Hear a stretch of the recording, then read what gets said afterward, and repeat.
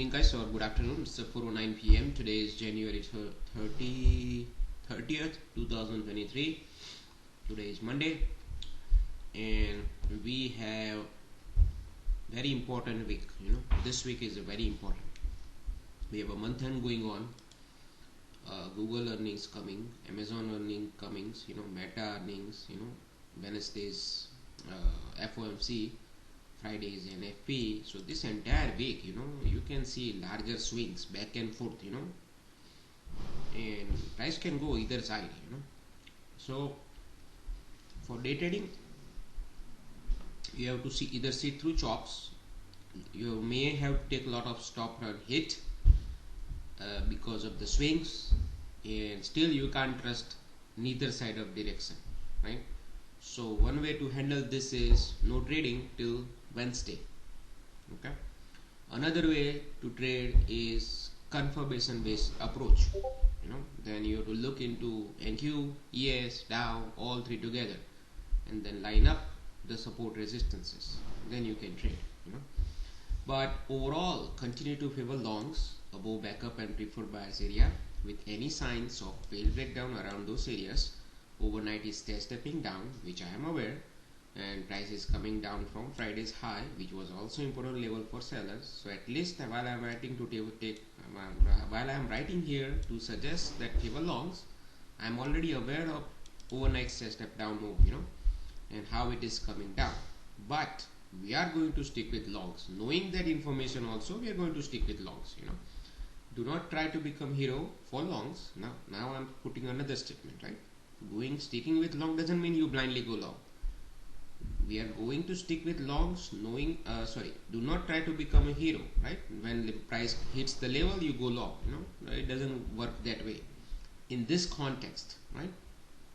Wait for setup, divergences, disconnect, etc., etc., let price confirms its intention, and then go long. At the end, it is unlikely that price will make a big move before Wednesday. So technically, you are allowed to do both, buying and selling, but you are better off taking longs than shorts, right?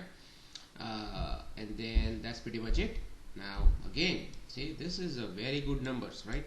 Again and again, almost every other day or every 2 days, you will see this numbers, working out nicely. So 108, 135. I think that's the only number I traded today, with some intraday trade. So I took the longs, built out here, that became the high of the day, so that's how it is. The numbers are very powerful, see, 135, high of the day, aggressive sellers area. See that? So ES also look at this, preferred sellers area, right? So we discuss all this thing in Discord, that hey, since price is opening up here, NQ is opening up here, right? I'm not going to take aggressive long right off the open. We have to wait for more information, then we can take a long. Ideally I was waiting for a price to come down here, but the way it opened up, the way it was moving, we end up, after like few minutes, I think, let me zoom it out. So it opened right around here, right? So, and we were watching it, that hey, dream number, got rejection from 108, dream number makes sense, then it went below 70, all these things we were watching it, right, in Discord. And then we started taking longs. Actually, where did I take longs? Here I know, I took this long here, and I think with the flow I got. So when ES, we were watching this here, that whether ES holds 55 or not, and in order for sellers to come in, it has to go below 55, and then if it goes here, I'm ready to go long. That was the idea. So I was watching, but ES could not go below 55, while NQ went here, and then it even went down below this line, 70 line, right, up to 50 or so, right? So, and then it started holding it, right? So there was no long here, but there was a long right here, around 90 to 95. Watching ES that it is moving higher, then I know at that point that ES want to go towards 63 or 77 is a final target, or 85, those were the two levels that I was looking for ES bias to get it to, and then we have to see. So but yes, it was still aggressive price, there was no real pullback, but NQ had this kind of movement, that it tried to go down below it, this red line, failed it, again went higher, again tried it, again failed it, right? And while entire during this price action, ES was holding it, so that's why I went long there. My target was 108 or 135 at that point in time, but I built out somewhere around maybe here or here, depending on ES, while it was hovering around 72, right? Then I wanted to see whether NQ holds 108 now, because at that point most likely probability is that it will hit this dream number, because it was right here. But before that it may pull back to 108 or even 95 and then go here, or straight go there, right?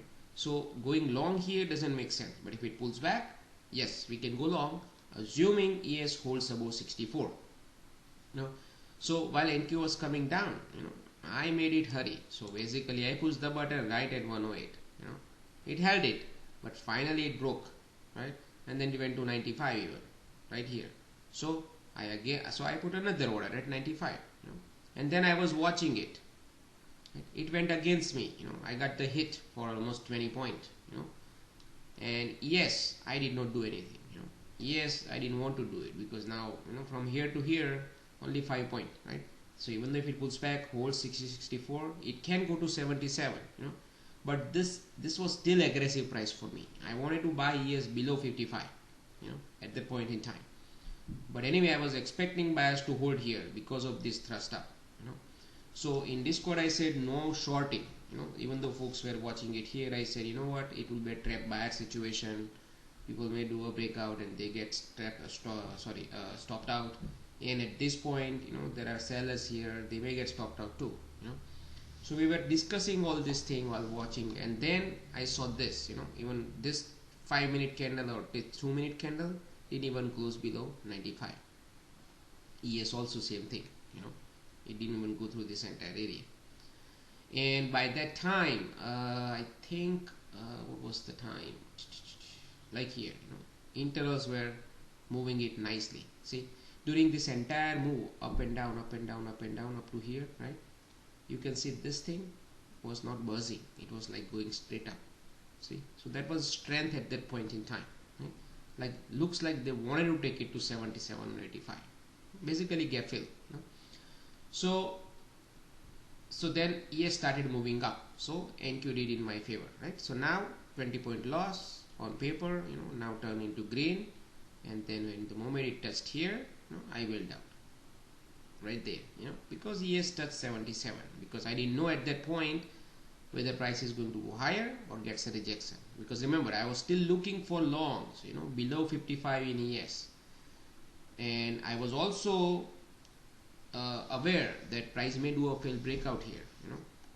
We discussed already all these things in Discord. So, and then I said, what, intraday now NQ has to hold above 108 and ES has to hold above 69. That's the level I gave. Break below, it may go down, that is what I said in Discord, right? And then I had a phone call, so I was on phone, and then price started doing all this thing, so one by one, straight down, right? And here also straight down. Finally here it broke below 55, right, while I was on the call. So now it's too late to involve right here. If you want to involve, this was the level 108 right here, and ES was 55 right here, somewhere here, but now it's too late.